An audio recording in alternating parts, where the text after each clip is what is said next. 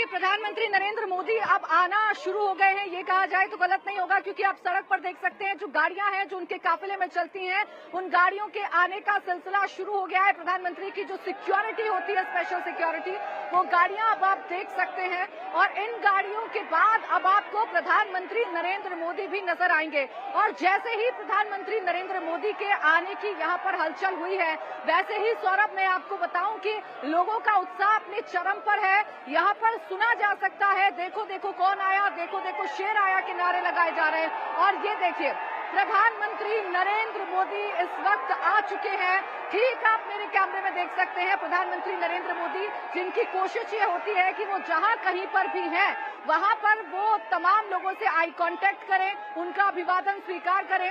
लेकिन यहाँ पर प्रधानमंत्री को उतरना है सौरभ, इसीलिए प्रधानमंत्री नरेंद्र मोदी की जो गाड़ी है वो रुकी है और प्रधानमंत्री नरेंद्र मोदी यहाँ पर उतरकर पंडित दीनदयाल उपाध्याय की मूर्ति पर माल्यार्पण करेंगे। तस्वीरें इस वक्त आप इंडिया टीवी पर देख रहे हैं, एक्सक्लूसिव तस्वीरें आप इंडिया टीवी पर देख रहे हैं। प्रधानमंत्री नरेंद्र मोदी अपनी गाड़ी से उतर गए हैं और अब वो मूर्ति की तरफ जाते हुए, ये वो जगह है जो इस यात्रा के जरिए चिन्हित की गई थी।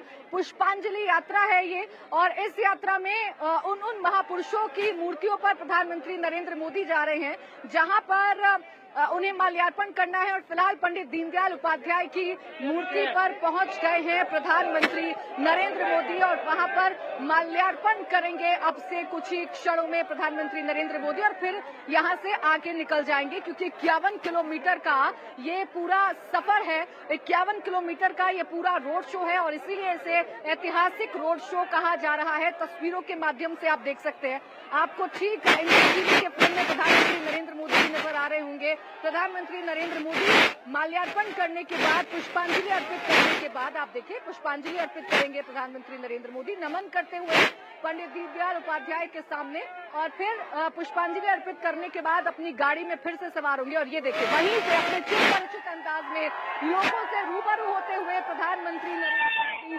और जैसे ही पीएम ने अभिवादन स्वीकार किया है, हाथ हिलाकर हाथ जोड़े हैं, वैसे ही यहाँ लोगों का शोर ये बताने के लिए काफी है कि पीएम का ये अभिवादन लोगों तक पहुंच गया है, पीएम का ये स्वागत लोगों तक पहुंच गया है। मोदी मोदी के नारे लगातार लगाए जा रहे हैं और अब पुष्पांजलि अर्पित करने के बाद प्रधानमंत्री नरेंद्र मोदी, आप देख सकते हैं हमारे फ्रेम में भी आपको नजर आ रहे होंगे, प्रधानमंत्री नरेंद्र मोदी अब यहाँ से अपनी गाड़ी में दोबारा बैठेंगे और फिर आगे उनका ये रोड शो जो है वो रवाना हो जाएगा। तस्वीरें हम आपको दिखा रहे हैं, तस्वीरें प्रधानमंत्री नरेंद्र मोदी की हैं और इन तस्वीरों में प्रधानमंत्री नरेंद्र मोदी अपनी गाड़ी में सवार होकर अब यहां से निकलने वाले हैं। लेकिन जैसे ही पीएम यहां से रवाना हो रहे हैं, वैसे ही भारत माता की जय के नारे सुने जा रहे हैं। इसके साथ ही साथ प्रधानमंत्री नरेंद्र मोदी को लेकर जो नारेबाजी यहां पर की जा रही है, वो भी साफ तौर पर सुनाई जा रही है। आप ही देखिए, ये गाड़ी है जिसमें प्रधानमंत्री नरेंद्र मोदी, देखिए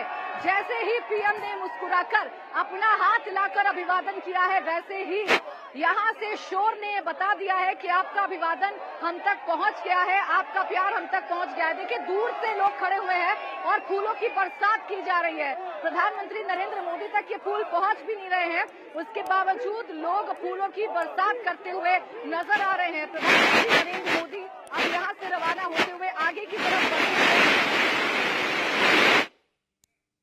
जी प्राची, वहां से प्रधानमंत्री का काफिला गुजर चुका है। आपने देखा पंडित दीनदयाल उपाध्याय जी की प्रतिमा पर पुष्प अर्पित किए प्रधानमंत्री ने और अब वो आगे बढ़ गए हैं। सफर अभी भी शहर के बीचों बीच उनको अभी काफी लंबा तय करना है। 51 किलोमीटर का रोड शो है। एक स्टॉप और है उनके इस सभी रोड शो में, जब वो नेताजी सुभाष चंद्र बोस की प्रतिमा पर भी माल्यार्पण करेंगे, वहां भी पुष्प अर्पित करेंगे।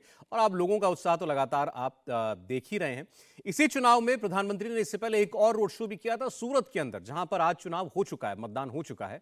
तो रोड शो का कितना असर पड़ता है, एक रोड शो और एक सभा में कितना अंतर होता है, कितना पब्लिक कनेक्ट बेहतर हो पाता है एक रोड शो से, ये भी हम पूछेंगे। अगर निर्णय हमारे साथ हैं तो निर्णय हमारे साथ जुड़े हुए। निर्णय, सूरत का रोड शो भी आपने देखा था, दर्शकों ने देखा था, अब ये अहमदाबाद का मेगा रोड शो है। एक रोड शो में जो कनेक्ट होता है, कितना अंतर होता है उसमें एक चुनावी सभा करने से?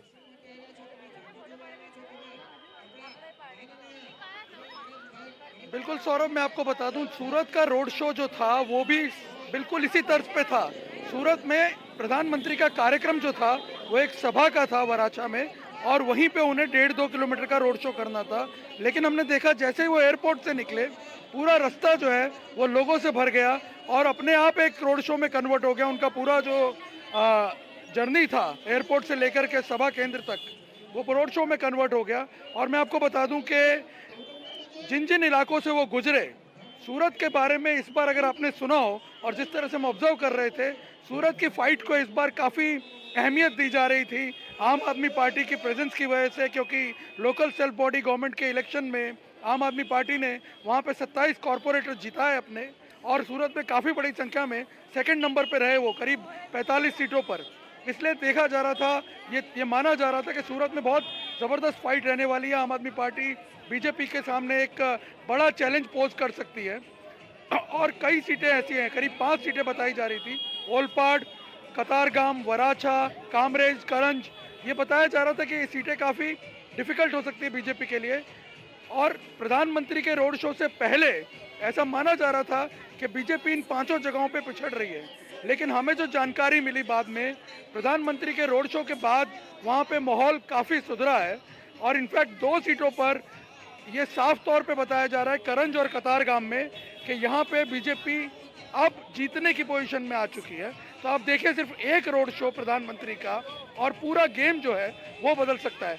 ये इनफैक्ट गुजरात में कहा जाता है कि चुनाव जो है गुजरात का, उसको 2 भागों में बांट दिया जाता है, एक नरेंद्र मोदी से पहले का और एक नरेंद्र मोदी के प्रचार के बाद का। नरेंद्र मोदी का प्रचार जो है वो पूरी तरह से नैरेटिव बदल देता है, पूरी तरह से चुनाव के जो डायनेमिक्स हैं उसको बदल देता है। सूरत में जब ये हो सकता है तो आप अंदाज़ा लगाइए, अहमदाबाद जिसको कि खुद उन्होंने नर्चर किया है, इनफैक्ट 1986 में अहमदाबाद में जो 1987 में कॉरपोरेशन में पहली बार बीजेपी जीती, उसका पूरा डिज़ाइन भी नरेंद्र मोदी ने तैयार किया था, और तब से वो लगातार अहमदाबाद के साथ कनेक्टेड हैं। इस शहर के विकास में उनका बहुत बड़ा योगदान है, और इसीलिए मैं आपको बताऊं कि अगर सूरत में ये चेंजेस हो सकते हैं। सूरत में इनफैक्ट पिछली बार आपने देखा होगा, ऐसा लग रहा था बीजेपी काफ़ी बुरी तरह से हार सकती है, और वहाँ सारी सीटें जीत गई। उसका भी बताया जाता है कारण नरेंद्र मोदी का प्रचार ही था। तो जब वहाँ इतना इम्पैक्ट हो सकता है, तो यहाँ इतनी बड़ी संख्या में जब आप लोग देखते हैं, आप देखिए जैसे जैसे टाइम नज़दीक आ रहा है, लोग जो हैं यहाँ बढ़ते जा रहे हैं। जब यहाँ इतनी बड़ी संख्या में आप लोग देख सकते हैं, तो आप अंदाज़ा लगाइए कि अहमदाबाद जिसके साथ वो हमेशा कनेक्टेड रहे, वहाँ कैसा माहौल होगा। इंडिया टीवी हर वक्त हर जगह डाउनलोड करने के लिए सर्च करें India TV news Google play store या ऐप स्टोर पर।